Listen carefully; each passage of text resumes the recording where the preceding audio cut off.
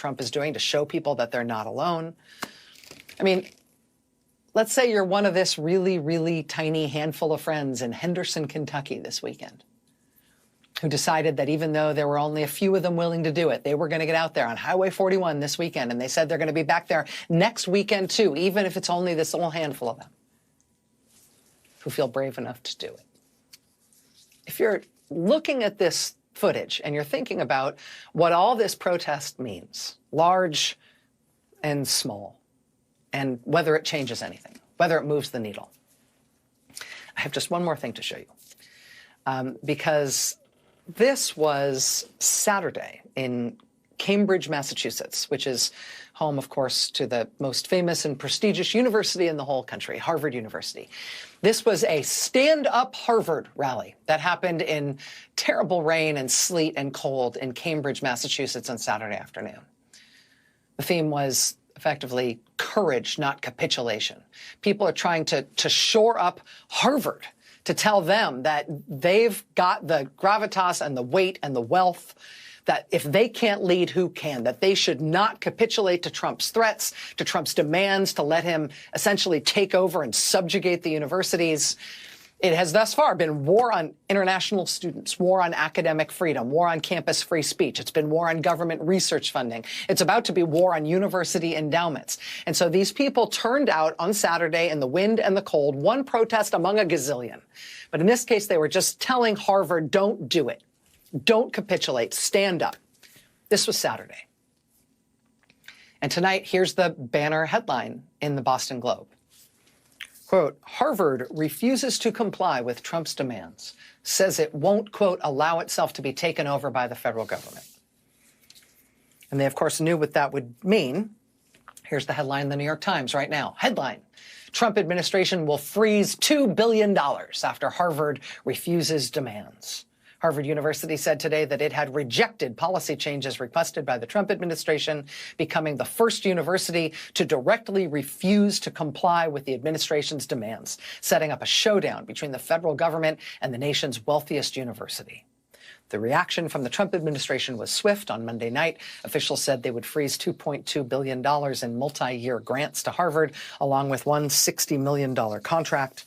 Other universities have pushed back against the administration's interference in higher education, but Harvard's response, which called the Trump administration's demands illegal, marked a major shift in tone for the nation's most influential school.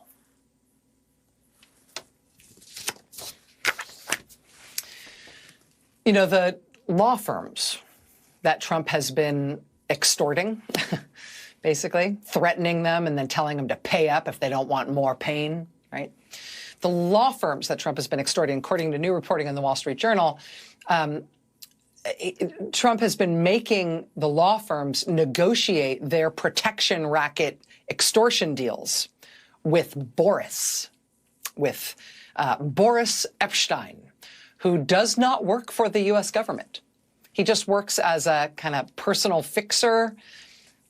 I think of him as sort of a universal donor of menacing atmosphere to President Donald Trump and all things that surround him. Boris Epstein is under felony indictment in Arizona. He has pled not guilty. He did plead guilty to disorderly conduct in Arizona after he was accused of repeatedly groping women in an Arizona bar. Mr. Epstein also denied allegations that he was selling administration jobs in this second Trump term in exchange for cash bribes. But now Trump has him of all people, personally working out the protection deals that he is extorting from the nation's great law firms, where they allow Trump to dictate their policies at the firm, and they agree effectively to pay Trump by giving free legal services to causes he chooses. And in return, apparently Boris promises these firms that the Trump administration's not going to hurt him anymore. He's having Boris do it. That's the kind of deal-making we're talking about here. It is straight out of season 1 of The Sopranos.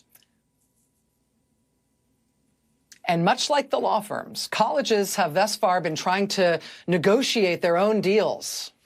Not that differently from what we're seeing from all the law firms. But Harvard tonight, Harvard, the big one, Harvard tonight says no. And they knew what it would mean, and they said no. And they said, we are going to fight. And I don't know what put the steel in their spine to do it. But saying no, we're going to fight was an option for everyone.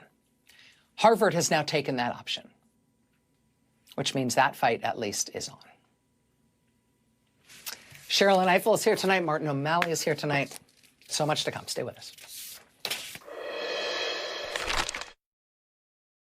So what are you thinking?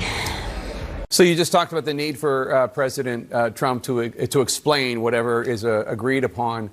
I have heard from Republicans on this show and others saying that they didn't think President Trump, as great as a communicator as they think he is normally, fully explained what he is trying to do with these tariffs. In other words, yes, he has talked a lot about tariffs, but the idea that he is seeking to reshore manufacturing to the United States, and that this is going to be a difficult period, and that there are going to be higher prices, and on, that has not been, in their view, adequately communicated to the American people. What do you think?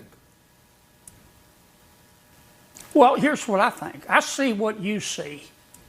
I think I know what's in the president's heart, but I don't know what's in his head. The people you're talking about are right. The administration has not given one clear rationale for its tariffs. I think that's intentional.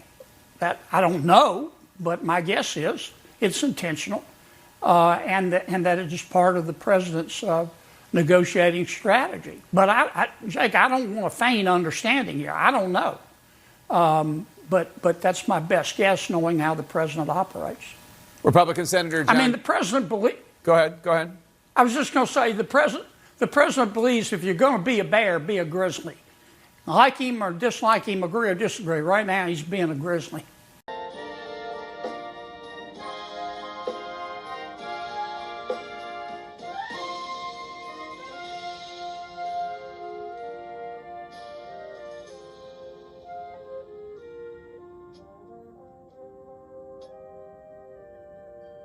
There's drilling going on, sorry about that, but let's talk about the moment that perfectly encapsulates the Trump administration, with extra drilling in the background. VP President J.D. Vance attempting to lift the College Football National Playoff Championship trophy, only for it to break apart in his hands. Bearing in mind, this is meant to be one of the, in Trump's own words, best vice presidents ever. Now J.D. Vance is an Ohio State alumni, so you'd think he'd know how to handle a trophy. But no, he lifts it and boom, trophy down. This isn't just a clumsy moment. It's a metaphor for, well, the Trump administration that has a knack for taking things that are whole and totally breaking them. Healthcare, kind of broken. Environmental protections, broken, shattered. Tariffs, international relations, in pieces. Am I shouting over the drilling? Man, Doughty versus drill. Anyway, speaking of breaking things, let's talk about the administration's approach to science. They've turned it into it's a punchline for Fox News, basically. Remember when they promoted the extinction by genetically editing wolves? I'm making stuff up. I'm being a bit Foxy News, because nothing says we care about the environment like playing Jurassic Park with real animals. Which is where, I suppose, Kristi Noem comes in. Puppy killer. The administration has been accused of using federal power to punish perceived enemies. Criticise them and suddenly you're facing visa revocations or deportation. It's like a political version of The Purge. Have you stopped drilling? No, there's more. Let's not forget the cabinet, by the way. They were going to appoint, remember this, Matt Gaetz as Attorney General. That was like hiring a fox to guard the henhouse. Yeah. But look, they've got so many people dropping things. Marco Rubio dropping any beliefs, any credibility.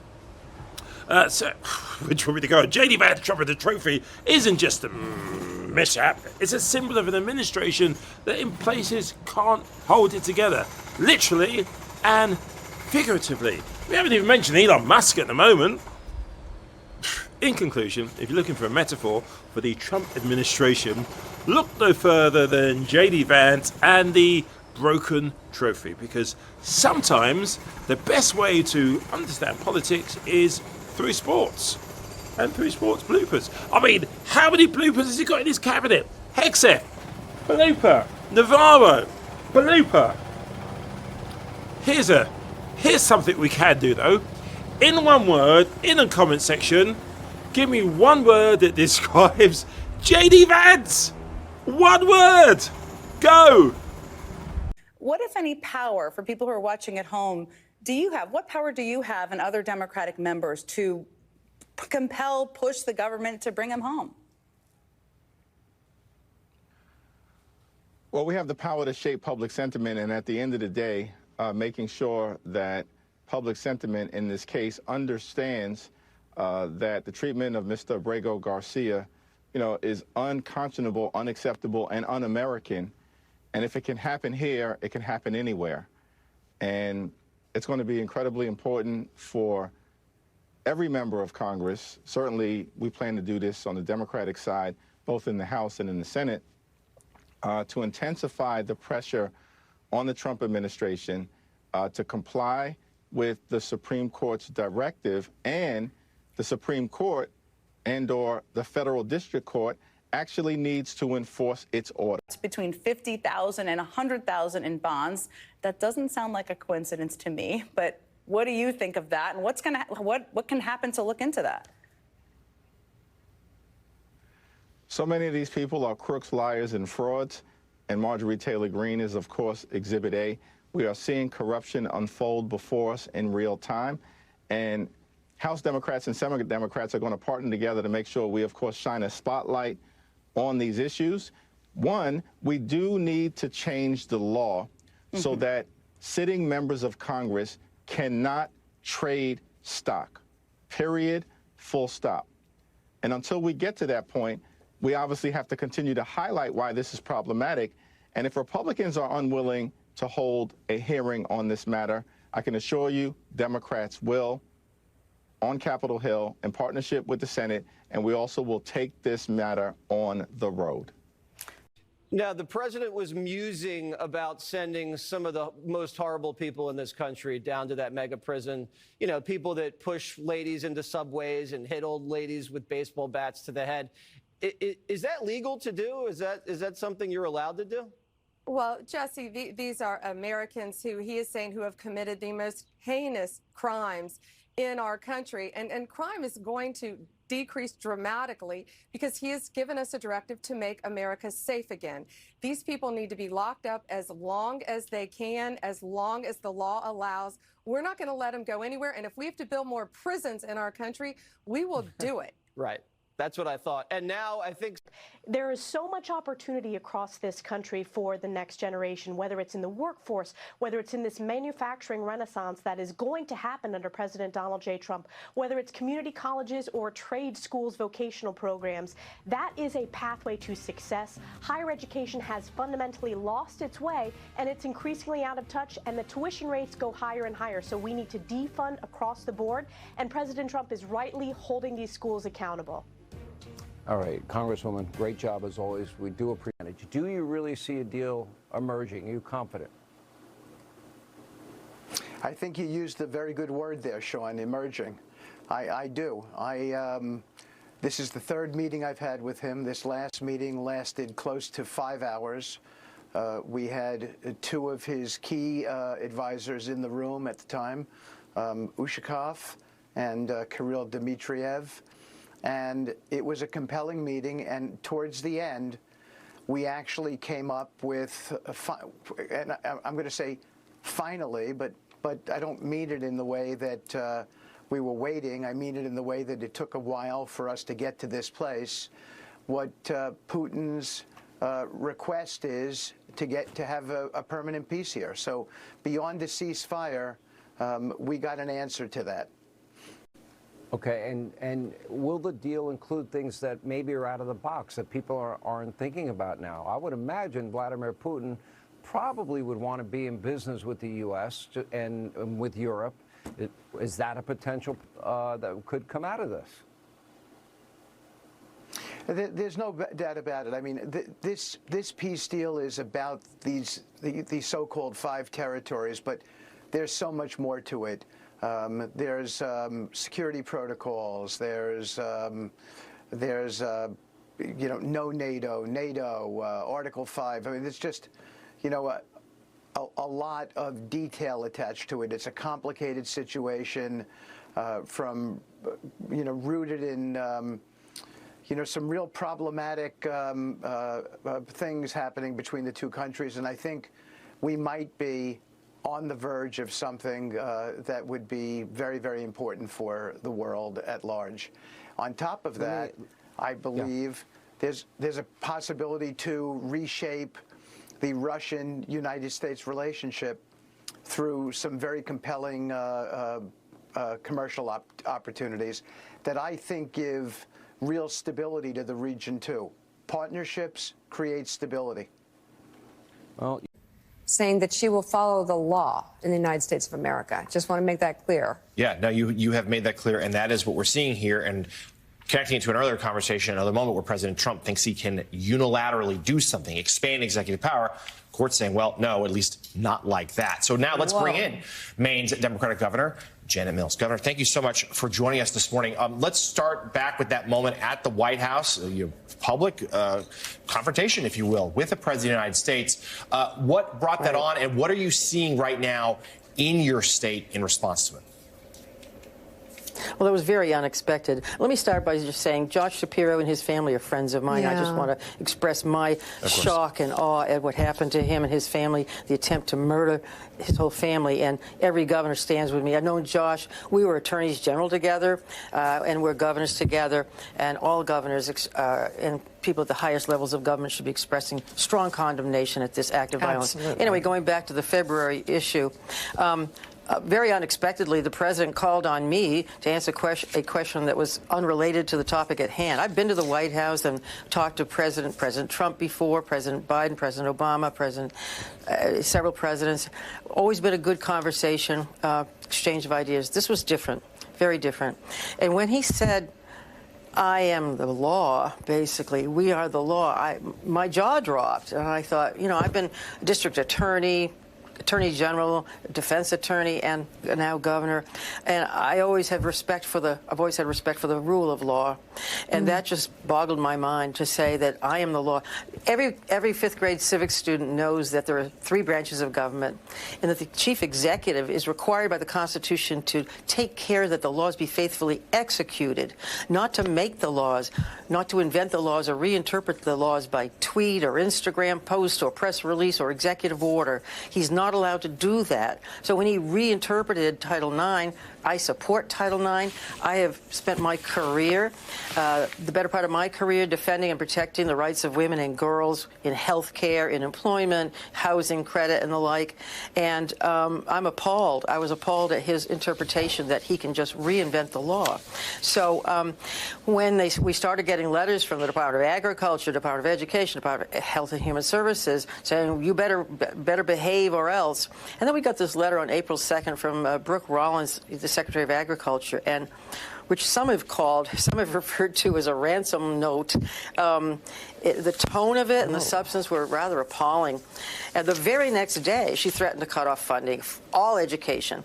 The very next day, because there are maybe at most two transgender athletes competing in Maine schools right now, they decided to shut off funding for our school nutrition program, the school lunch program entirely, on which 172,000 Maine school children rely for their school meals. That didn't make any sense. And the other thing that the judge said, and thank you, Lisa, for your summary of the court case. The other thing he said was, look, the statute, the law says if you don't like what a state or entity is doing over here, you can't take their funds away over here. It's like they also sent us a letter about the Department of Corrections because they found out there's a transgender individual in our prisons. And on account of that, they're stopping funding for the program that allows women inmates to bond with their children. So why would you punish women inmates over here because of something happening over there? It's not rational. And the judge said the law, the federal statute, doesn't allow you to do that. So So, Governor, you just laid out the legal implications here, but let's talk about the human toll. If this indeed happens, if funding is paused, even temporarily, what will that mean for these various groups in Maine, citizens of your state? Well, right. Well, they also said we're not letting a child go hungry. A child who's fed today will be fed tomorrow. And the judge agreed with us in saying, that's just not true. You can say the food is over here, maybe the food is over in Kansas, but if you lay off the people and you cut the funding that pays for the people to distribute the food, to get the food to the kids, well, that's depriving the children of food. And that's what they tried to do. And the judge Friday night said, stop it. No, you have to unfreeze those funds. You have to allow this program to go forward because you didn't follow the law. And so, you know, the rule of law here is pretty clear. 3 branches of government. The chief executive cannot make the law out of whole cloth. And it's like, what if he discovers that there's somebody on Social Security who happens to be transgender? Does he vacate the whole Social Security program? You know, something like that almost happened last month by Mr. Dudek, the administrator of Social Security, who admitted that he, quote, screwed up, that he terminated a program in Maine that helps Social Security be accountable. He terminated that program briefly because he was, quote, ticked off at the governor of Maine for not being, quote, real cordial to the president. There's a cordiality test now?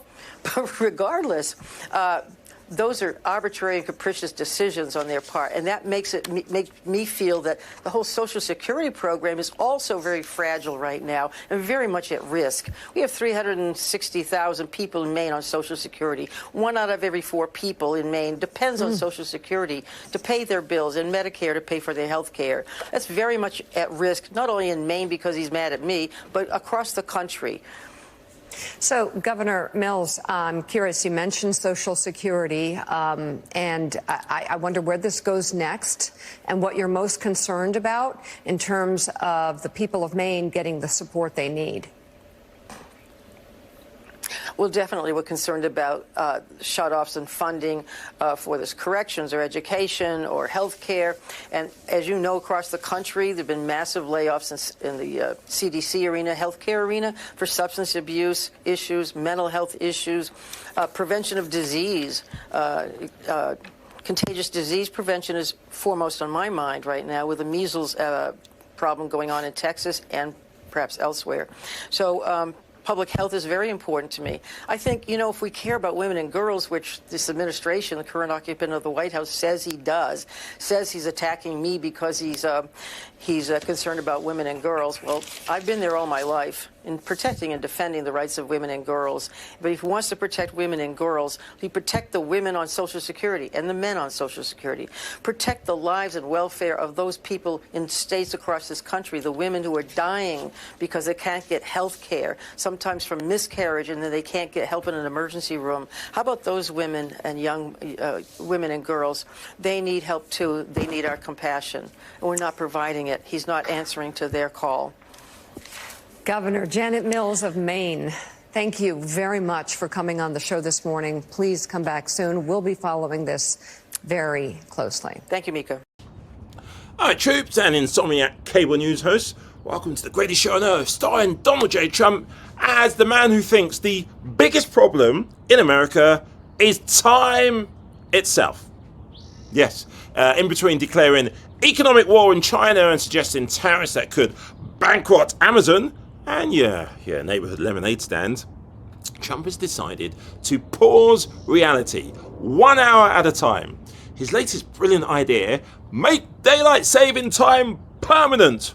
Because when you're drowning in trade wars, I suppose, collapsing markets and screaming staffers, the best solution is obviously more sunshine. According to Trump, switching clocks twice a year is very confusing and very costly. Dreadful impression. Unlike, say, slapping a 125% tariff on Chinese imports, which he swears is part of a genius, tremendous plan to win a trade war he started in the middle of a nap. And now he's threatening to raise it, is it 145% or whatever? He made $2.5 billion today and he made $900 million. Bold move, but kind of like burning your house down to win an argument with the thermostat. Who knows what price these wars are going to get to? 2,000! You'll have 4,000! And Fox News, by the way, they're loving it. Surprise? Law Ingram just called Trump's daylight saving plan a revolutionary moment in time freedom. Seriously. Can somebody just put them on pause? It would be really good if you just pause Fox for a while. Over on Truth Social, MAGA World is busy convincing itself that clock changes are a Chinese conspiracy to steal American circadian rhythms. As they do. And now enter stage left, Elon Musk, because no timeline would be complete without the man from Mars bound meme lord chiming in. Musk tweeted that permanent daylight saving will optimize solar battery alignment and help future Martian colonies adapt to Earth legacy time zones. Translation is no clue what's happening. But he's still got Wi-Fi and far too many bots, followers, and people who literally give him money with a blue tick. Or for a blue tick. Anyway, back in the real world, which let's be honest, Trump left around 2017, his cabinet is spinning like a room full of drunk economists. Peter Navarro is out there waving his hands, claiming that skipping time will change, confuse the Chinese economic algorithms, giving the US an upper hand in negotiations. That's right, we're now fighting trade wars with clocks and hoping Beijing forgets what time it is. Treasury Secretary Scott Bessent told reporters that this move increases productivity, saves lives, and will lead to better deals. Sure, Scott.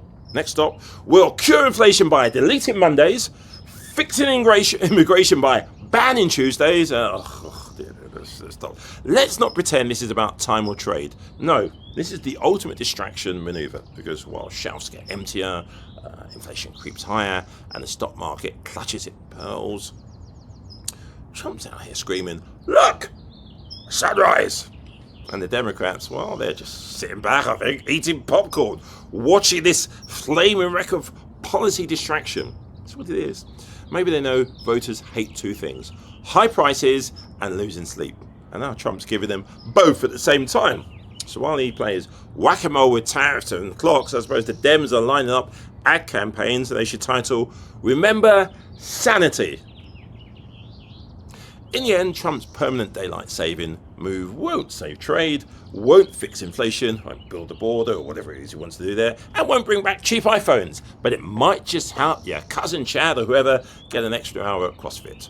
So, as America springs forward into the abyss, remember, in Trump's America, time waits for no one, tariffs hit everyone, and sleep is just, fake news.